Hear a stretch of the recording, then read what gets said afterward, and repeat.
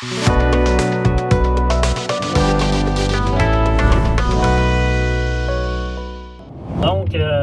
pour ce qui est de l'éco-conduite, la façon de pouvoir maximiser nos déplacements, c'est de toujours anticiper les arrêts et les changements de feu de circulation. Lorsqu'on anticipe une lumière qui est sur le point de changer, on peut relâcher notre accélérateur et laisser aller notre véhicule jusqu'à l'intersection. Dans le cas où le feu change, bien, ça va nous permettre d'éviter possiblement l'immobilisation du véhicule. Et dans ce cas-ci, notre feu vient de changer au vert, donc on vérifie gauche-droite tout le temps avant d'effectuer notre manœuvre et on rentre toujours dans la première voie à gauche. On anticipe toujours la distance avec les autres véhicules.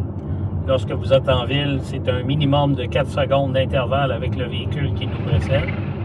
Et de cette façon, ça nous permet de pouvoir minimiser les freinages d'urgence ou les freinages rapides.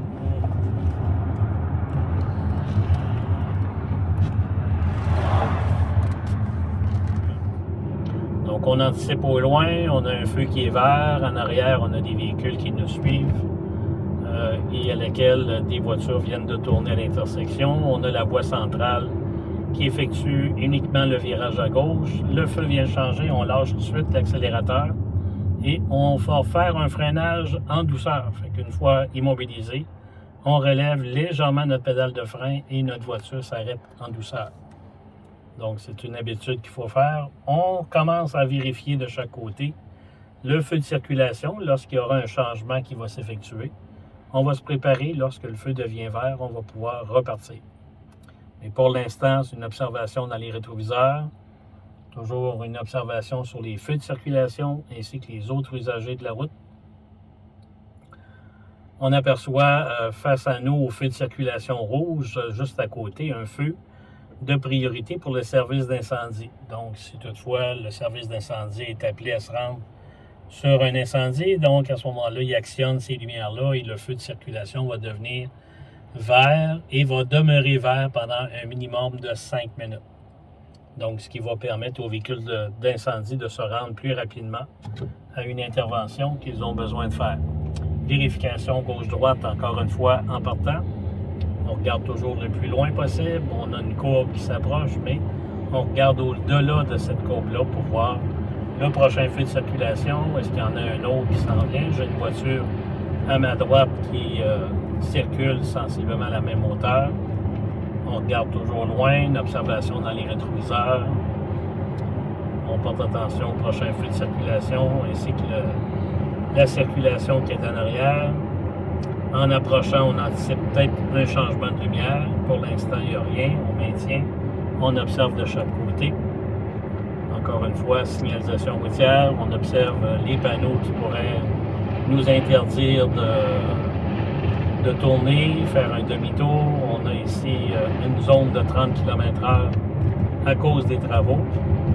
Donc, on devra abaisser notre vitesse, porter attention encore là aux véhicules qui sont à notre droite. Ici, on a un rétrécissement et un contournement à cause des travaux, dont la voie de droite est fermée à la circulation pour la durée des travaux. Donc, on bifurque légèrement, toujours en observant dans les rétroviseurs. On passe sur le viaduc pour l'autoroute 20. On poursuit encore, on anticipe le feu de changement de circulation. Le feu est vert. Aussitôt qu'on s'est engagé, on pourra traverser dans l'autre voie. On va aller chercher la voie de droite. On observe en arrière, on est capable de changer de voie. On surveille les véhicules à notre droite. Le feu est rouge, donc on a laissé aller notre véhicule. Ce qui nous a permis de tout de suite compenser sur notre consommation. Parce que la majorité des véhicules, lorsqu'on relâche l'accélérateur et on tombe en mode de compression, les injecteurs arrêtent de fonctionner, donc on élimine la consommation de carburant. Pour l'instant, encore une fois, observation gauche-droite, on surveille le feu de circulation, on s'assure que lorsque le feu va devenir vert, il n'y a pas de danger de passer sur le feu vert. On poursuit encore l'observation au loin, le feu est rouge. On anticipe encore en arrière la circulation des véhicules Et on laisse aller notre véhicule parce que pour l'instant, notre feu est toujours rouge. Fait que ça ne donne plus rien. On est capable suffisamment de se rendre à l'intersection tout en demeurant avec une pression légère. Puis vous voyez, on peut voir notre véhicule blanc qui s'est rendu à l'intersection avant nous. Mais vous voyez, il n'a rien gagné parce qu'on est tous les deux encore à attendre que le feu change au vert. Fait qu'aussitôt qu'il va devenir vert, on va pouvoir repartir. On a un feu pour cycliste qui est toujours rouge aussi. Donc, feu pour cycliste. Le feu passe au vert. Il n'y a pas d'auto gauche-droite. On repart. On a un maximum de 50 km/h qui est la vitesse maximale dans une ville et village. Donc, on a le panneau qui nous donne une voie ferrée. On porte attention de chaque côté tout en vérifiant les lumières de la voie ferrée. Notre prochain feu est toujours rouge. On laisse aller notre véhicule pour faire de l'éco-conduite. Le feu vient de passer au vert. On observe de chaque côté avant de traverser.